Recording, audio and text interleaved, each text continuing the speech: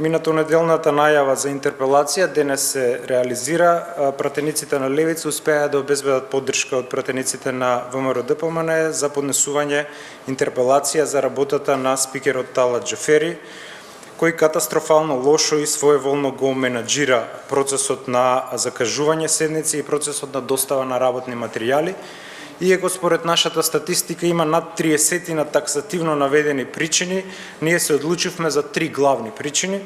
Првата причина е тоа што тој го игнорираше македонскиот јазик во својство на претседател на Собранието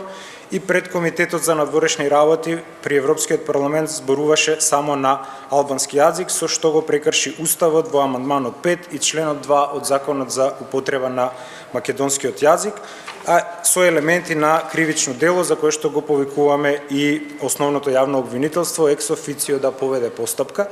Втората причина е тоа што се врши еден феномен непознат досега на истиснување на македонскиот јазик од Собранието,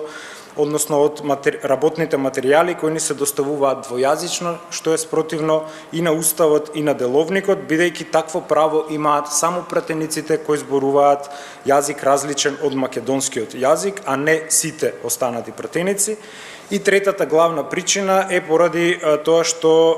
тој дозволи во координација со двајца заболени пратеници од коронавирус да гласаат во скафандери, спротивно на протоколот и на дополнението на протоколот, кој што предвидува само суспектни, а не позитивни пратеници и кој што го прекрши во делот на тоа што овие пратеници според протоколот требаше да влезат